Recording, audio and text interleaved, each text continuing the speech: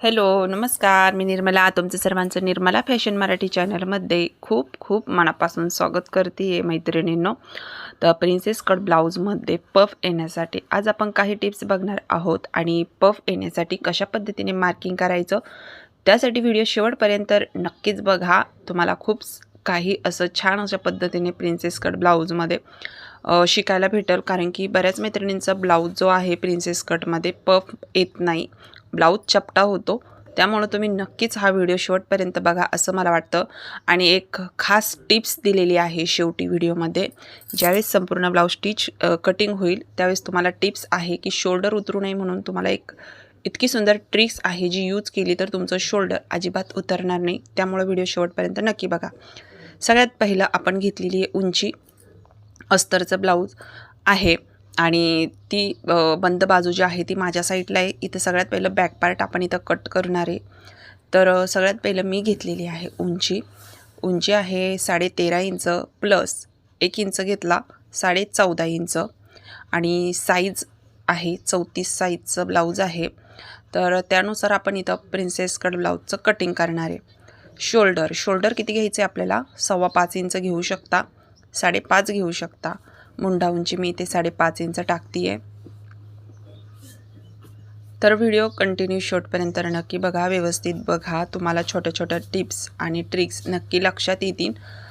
छोटं पॉईंट जे आहेत ना ब्लाऊजमध्ये आपण जर व्यवस्थित हे केलं तर आपल्या नक्कीच लक्षात येतं.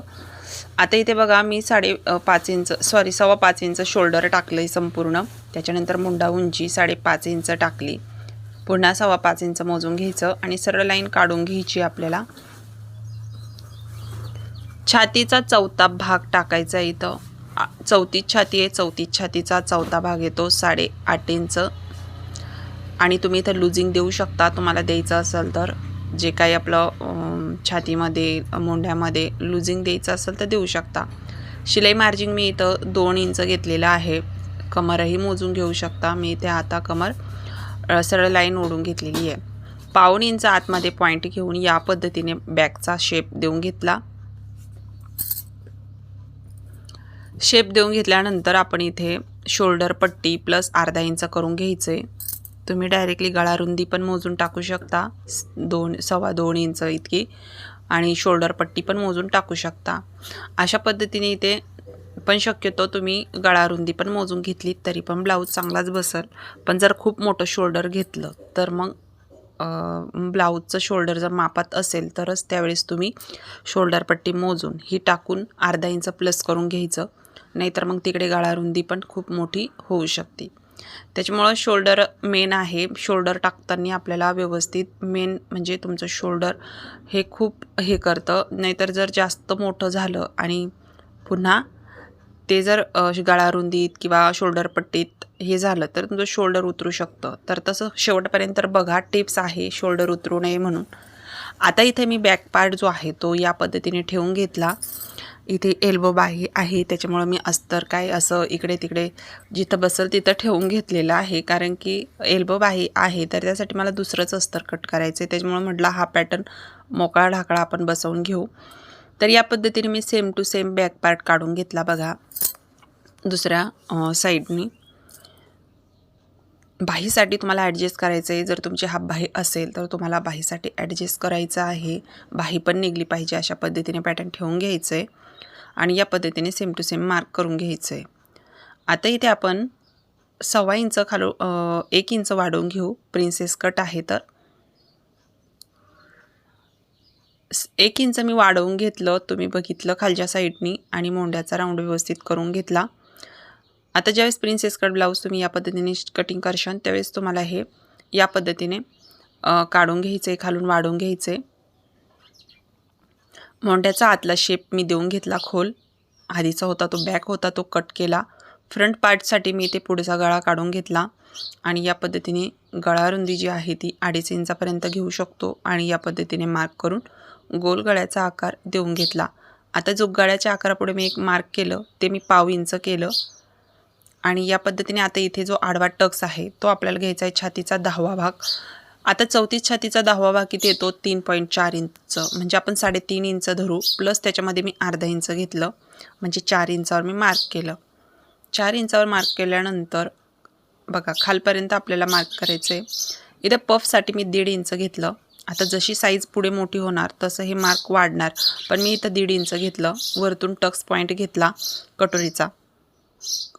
कटोरीचा टक्स पॉईंट हा 10 इंच 10.5 इंचावर आहे. जो काय कटोरीचा टक्स पॉईंट आहे त्याच्यामध्ये आपल्याला अर्धा इंच मिळवायचा आहे. वरतून ज्यावेळेस आपण टाकतो त्यावेळेस सरळ लाईन शेवटपर्यंत हे करून घ्यायची आणि या पद्धतीने शेप देऊन घ्यायचा आणि या पद्धतीने याला शेप द्यायचा. अशा पद्धतीने हे देऊन घेतल्यानंतर बघा वरती पण मी इथं थोडं मार्क करून घेतलं. आता ह्या साईडने आपल्याला अर्धा इंच वाढवायचं आहे आणि वर वाढवलेला पाव इंच जोडून द्यायचं आहे.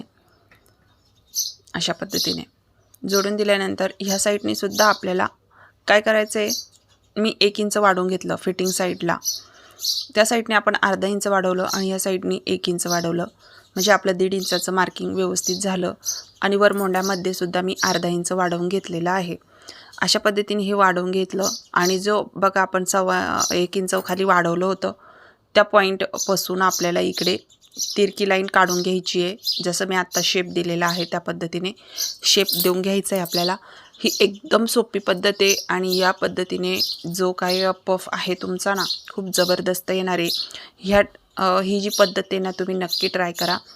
या पद्धतीने तुम्ही कोणत्याही साईजचं प्रिन्सेस कट ब्लाऊज कटिंग करू शकता, नक्कीच करू शकता. खूप सोप्या पद्धतीने मी इथे कटिंग दाखवलेली आहे. फक्त काही माप आहेत त्याच्यात तुम्हाला थोडासा बदल करावा लागणार आहे. तर तुम्ही नक्की कमेंट करून सांगा तुम्हाला व्हिडिओ कसा वाटला आहे म्हणून. आता मी इथे हे का असं कट केलं तर आपण डायरेक्ट गळाही कट करू शकलो असतो, पण मग तिथं आपल्याला अस्तरवरतीच गळा काढायचा आहे. त्याच्यामुळं मी इथे ते तसंच ठेवलं आणि या पद्धतीने आरामशीर आपण अस्तरवर गळा काढू शकतो. मग आता जे मार्किंग होतं ते आपण इथे कट करून टाकलेलं आहे. आता इथं कोणतंच मार्किंग वाढवायचं नाही आहे. माझ्याकडे 2-3 पद्धती आहे ज्या पद्धतीने मी प्रिन्सेस कट ब्लाऊज शिकवत असते तुम्हाला. तर तुम्ही ज्या कटिंगमध्ये म्हणजे ज्या व्हिडिओमध्ये जी कटिंग बघता, आता इथे मी खास टिप्स दाखवलेली आहे तुम्हाला.